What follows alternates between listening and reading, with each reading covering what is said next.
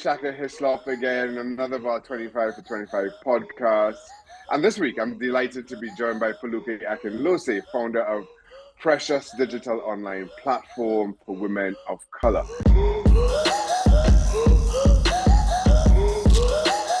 This is 25 for 25, a Show Racism the Red Card podcast. Make sure you subscribe on Apple Podcasts, Spotify, and YouTube. I'm delighted to have you on, just to get to chat, get to know you, and the work that you do. Thank you so much for making the time. Oh, pleasure. Absolute pleasure. I'm really looking forward to this. I was looking at the Precious Online platform, the work that you do, the community that you've been able to build. Tell me a little bit about its founding. What was the spark? What was the inspiration? And what were those early days in '99? What did they look like? Oh, wow. So I launched Precious because when I was a little girl, I used to love magazines, like Just 17, Jackie, all the, the Bibles of, young girls at that time. There was never anybody in them that was anything like me. There was no black girls, no brown girls. Didn't talk about black hair or black success, anything like that at all. So I thought when I get older, I'm going to launch my own magazine. And that's basically what I did. So I went to university and I started working at a place called ITN, which is the news broadcaster in London. And I saw lots of magazines online for women of color. They were all based in America. But I thought maybe I could do this. I could start my own thing. So I taught myself HTML, which is the coding language. And I built my own platform, built my own page. You taught yourself HTML? Yeah, I did. I just got the classes off the internet and just started teaching myself after work. I spent an hour online teaching myself how to build pages. And that's how it all started. And hold on, just to put things in perspective here. 99, I just got my first computer. We were still dial-up. Things were slow, very chunky. So while I think the temptation is to think about starting how you would start a digital platform today, I mean, 20 years ago, the landscape was very different, just in terms of the speed of how you're able to do things. And so what did that first edition of your magazine even look like? Oh God, it was really basic. It was very brown. I remember that, and quite dark. I mean, it was awful, actually. It was really bad. But I felt so proud of it because I built it myself, I remember going to see a business advisor at the time. So I thought, this is going to be my business. It's going to be massive. I have big ambitions for it all. And he just couldn't understand why I wanted a separate space for black women. He was like, what for? What do you need it for? And he said, the internet will die anyway. So this is a really, really bad idea. The internet would die anyway was your professor's summation. And it's interesting to hear that critique. Why do you want to build a space for brown girls? My claim to fame is I was at the first Mobile Awards, music of Black origin, and of course I remember the exact same criticism around the Mobile Awards. Why does there need to be specific awards solely dedicated to Black music? What was your response to your professor then? I told him that we're not visible in the UK. We need to be visible. We need to see ourselves in society doing other things apart from. See, I think the thing was at that time there wasn't a lot of people doing who were visible, who weren't either running or were in music, and those were the accepted, careers for Black people. I think people would accept us singing or playing sport. That was okay, but being in business, it just wasn't something that we were recognized for. So I wanted to do something about that, basically. So that's why it was so important for me to do that. And the cliche today, I guess, is representation matters. But of course, we didn't have those catchwords. We weren't articulating it as such. Back then, how did you explain this to business professors, to sponsors, to people who you're trying to sell your online platform to? How do we explain it? great difficulty, but I think the thing that we did really well was show role models, people that were doing it Mm. already. Like Um, who? Who were some of your role models back then? oh, but my role models at the time were people in America because I didn't see anybody else Mm. that was doing it like me. So I had to go and find them myself in this country. I mean, Candy King was a prime example of that. This one, he was doing Mm. something in a really big way, but doing it really, really well. um, so yeah, that was hard. It was hard finding the role models, but once we found them, put them in the magazine, people could see the evidence of why we were doing what we were doing was so important, really. And the other thing we did, we went into a lot of schools at the time as well, did assemblies, and brought women, business owners, black women who in business, into those schools and showed them examples of women who were in business entrepreneurs, leaders in Mm. corporate environments that they hadn't seen before. And that was really, really important. And that helped us do well, helped us be seen as something a little bit different from everything else that was out there at the time. Was there a focus on women in business and black women in business? Because of course you could find black women in sport, you can Yeah. find black women in the entertainment industry, but Mm. even now black women are still underrepresented in the world of business, and their visibility limited. Yeah, absolutely. But women are the fastest growing group of entrepreneurs currently, black women, but we're not Mm. visible in the media, in society as a whole, really. Um, so my precious is still so important to me. The visibility of And black women entrepreneurs is really important. and one of the major hurdles for black women entrepreneurs is funding. Yeah, They're still vastly underfunded by yeah. proportion, even when they do get into the entrepreneurial world, which they're underrepresented in. Um, Talk me through some of your own challenges and largely your growth over the last 23 years. Oh God, challenges. How long have we got for challenges? It'll probably take another 23 years. There's been so many. I mean, gosh, not being taken seriously as an entrepreneur myself, from the business not being taken seriously, from the awards not being taken seriously. Um, Getting funding, sponsorship for the awards is still really difficult. Even at, 16 years later, it's still a challenge for us, really. We've been around for a long time. And I think a lot of that's to do with the fact that we don't really focus on celebrity. It's all about the women themselves who are doing the work. Mm-hmm. The spotlight's on them. That's really important for me. The spotlight's on them. Um, yeah, it's been a challenge, but it's also been exciting. It's been a real journey, Mm. and I'm really proud of the stuff that we've done so far, the legacy that we're leaving Mm-hmm. behind. Um, yeah, there's been lots of challenges, really. I Yeah, can imagine. You mentioned the awards, which I'm going to freely assume one of the highlights of your calendar. It's what 16 years now yeah, of awards yeah. that you to talk me through how that came to be. Your thinking around that, and some of again the growth that you've seen over the last 16 years. Sure. So the war started in 2007 because I'd been working with lots of women entrepreneurs that I met through the magazine. So I knew there were lots of women entrepreneurs out there, of color. And I started to get invited to lots of awards events in the UK. But I never saw any black women there or any brown women there at all. But I knew they were out Mm. there because I met them every day. So I thought I need to do something about this. I launched my own thing. So I went to an organization called Pearson, who are a publishing company. Yeah. And this is really fun. It's actually a really good story about networking, actually. I went to this company and the head of diversity was a black guy. And I said, I want to do these awards for women of color. No one else is really doing it at the moment. Will you support us? And he said, this is a really great idea, but I'll give you some pens for your goodie bags. That's about all we could do. So I was like, pens for the goodie bags? Wow. Do you know what I mean? So I left that meeting feeling really upset and just Mm-hmm. downhearted. And then about 2 weeks later, I was at a wedding of a friend. And I was sitting next to a woman, an Australian woman. I was telling her all about the awards, what I wanted to do. And she said, oh, you can do them at my place, at my company. And I was like, oh, okay. She was a corporate.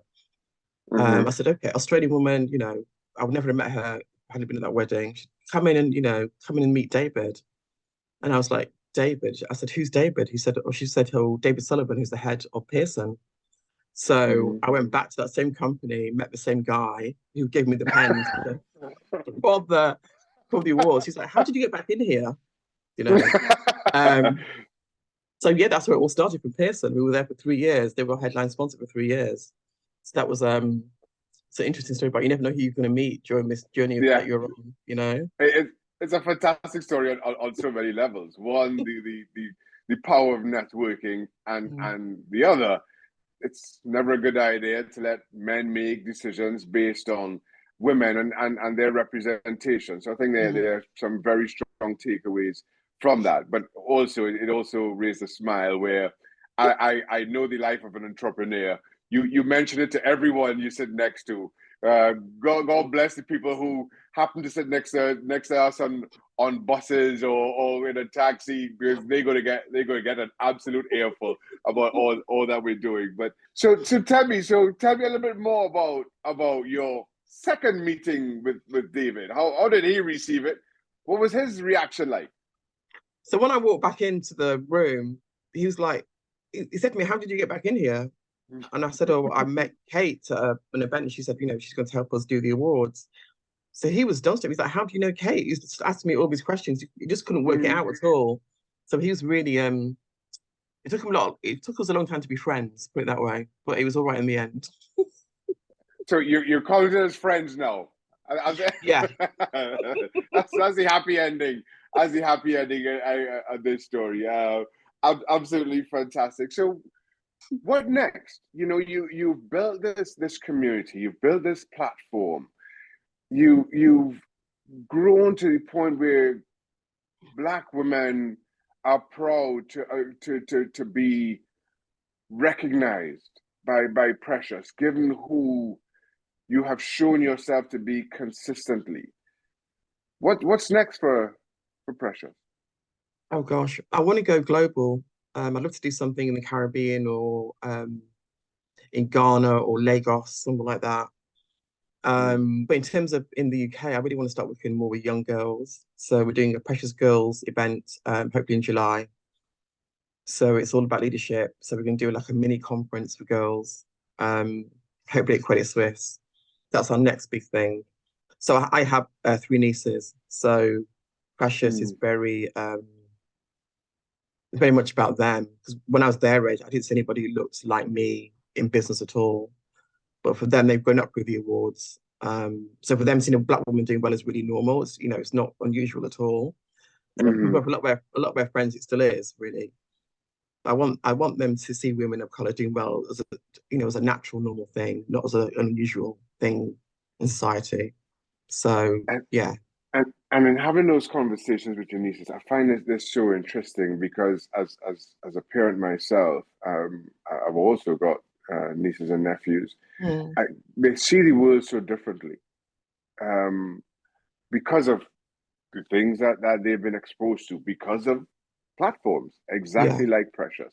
In some of your own conversations with your nieces, what are some of the ways that you appreciate that maybe they see differently? How kids have this way of surprising you. What has that looked like in some of your own conversations with your nieces or young women who look to Precious for example? I think for young people, I find is that they're not afraid to question anything, but they've seen something that's not right, and also that they're inquisitive, they're not afraid to question, but also not afraid to stand up for what they think is wrong. So I think when I was a bit younger, if I was, someone's being racist towards me, I probably half the time I would try and not just ignore it, but not, do anything about it, or just, shrug it off as like, a normal way, this is how the world is. It's how it is for a Black person in society today. But for them, they will fight back. I'm not saying physically, but they will stand up for themselves, and they will say, "This is not right. I'm not having it." And also, I think they're more attuned to working together to get something done. So, which I find very, very inspiring. So I feel really positive about the future of the young people of today, actually, because I think, that we're leaving the world in a much better place than, we found it with them, for sure. I couldn't agree more, Foluke. I think you've summed it up. You've articulated how this generation, this younger generation, has faced up to the challenge of racial inequality in a way that we did not. We were not encouraged or empowered to. But I think a lot of that goes down to platforms exactly such as yours. So I'll say thank you very much for that, for the role that you've played. Foluke, you're absolutely right. I'm always amazed at how young people have an understanding of the world around them, have an understanding of what the ask is of them in a way that we could not. We were not encouraged to. We were not at all empowered to. Full disclosure to everybody listening in, you are a prospective trustee for Show Racism the Red Card. What drew you to Show Racism the Red Card and the work that we do for you to put yourself forward to be involved at that level?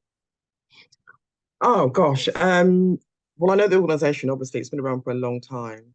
I know the work that it's done, and I really love the work that it's done and is doing. And also, I remember when I was a young girl on the terraces watching football with my dad and my brother, hearing the racist chants behind me from people who would see me on Monday morning in my classroom. And I was thinking about that when I was doing my application for the trustee role, just thinking that it would have been great for me to be able to access the charity, during that time. So I want to, I'm an entrepreneur. I don't have a lot of time to do other stuff outside my business.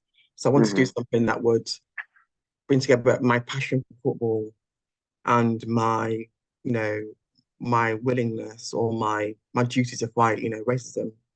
So I just thought this was a perfect opportunity for me, really. And I'm really honored to have the opportunity, the chance to be involved in it all, to be fair. Well, thank you. We honor that you show us and we're able to attract incredible people such as yourself. One of the things we often say that we at Show Racism the Red Card are working every single day to put ourselves out of a job.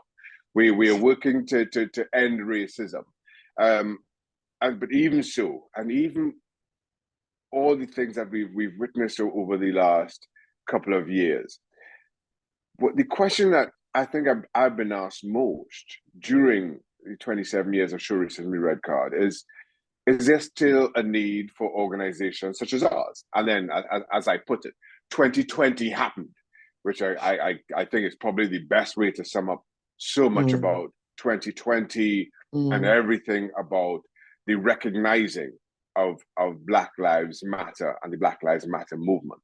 But is that something that you faced in your work with Precious as a digital platform, with the awards, that people continue to question, why is there a need for race-specific platforms or awards or recognizing?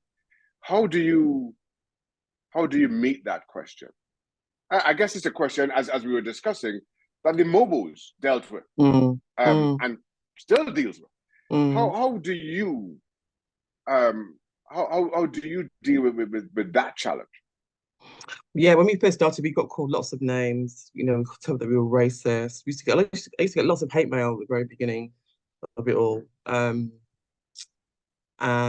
I think, our focus is on women of color. Black women, brown women. That's our focus. But we are not a separatist or racist organization. Everybody's welcome to the Precious Awards or a Precious event. Everybody's allowed through the doors. But our focus is on the visibility of women of color. And that is it. And until we become equal in society and racism is gone, we still have a role here. My joy would be if there wasn't any Precious Awards. We could just have a party every year to celebrate being in business. Because we have a lack of visibility, with Black women role models in entrepreneurship. So we have to keep on going. But as I said, it's not about being separatist. We want allies in this fight as well. So everybody's welcome at Precious event. Everybody.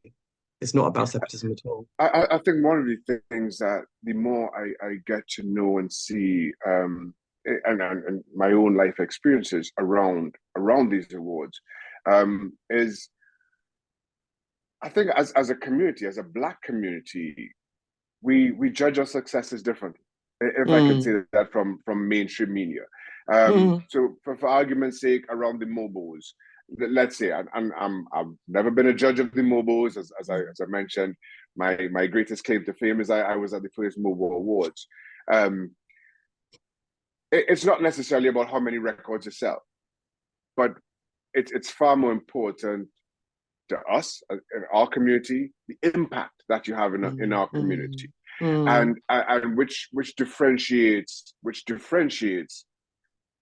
these types of awards from mainstream awards, certainly at the time, and certainly at the time at the start of Precious Online. So to that point or to that question, is that how, again, you frame and phrase things for who you would like your community to be? Yeah, I think for a lot of women that win the awards, the impact for them, apart from visibility, is the fact they've been recognised by their own community. That they are in some way standing out, and they are, I know role models is a much used phrase, but they are role models for the community. Mainstream newspapers, media are moving away from the big glossy stories and the more focused on the impact that people are having in society, especially beyond George Floyd's murder and also what's happening now. Things have changed, and what people want to read has changed as well. So, I think organizations like ours are having more of not more of an impact, but maybe more visibility now to mainstream media. It's taken a long time, but we're slowly getting there. So, I think finally we are having a bit of an impact on society, and I think it's a little bit easier now to get those stories out there of people, women who look like me. Yeah, for sure. I do think so. You say finally there, and I truly sympathize with that. So much of the work that we do for Foluke, I often say is generational, and so it's difficult. It's difficult to judge your impact. It's difficult to sell your values to someone who sees nothing but bottom lines. When you're talking, what we're going for is generational shifts. How do you say to someone, well, you just watch in 25 years, but give them the work that you've done, give them the longevity you've been able to, and I want to say this with the greatest of respect, the longevity you've been able to patch together. And I say that because I know how difficult it is, that it's easy for us to sit now in 2023 and talk about Precious Online being a 23-year-old community, where I am sure there are times that you wondered if you'd get to next year. So I understand that struggle, and thank you very much for enduring it. Thank you very much for putting us in a position that we can recognize some of those generational shifts, and the mainstream media can appreciate the visibility that you've given to Black and brown women over the last nearly quarter of a century, and that has made them reassess their own values. How can you put your own value on that?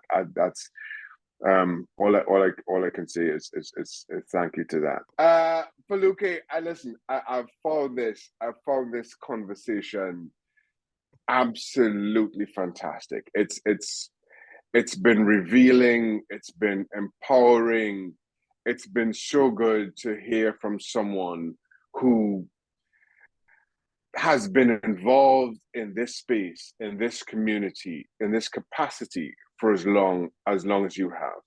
It is not lost in me that you had to learn self-taught HTML to provide a platform for young Black and brown women, that over the years you have built a community that has given them visibility, that has given them meaning, that has empowered them to go on and do so much more.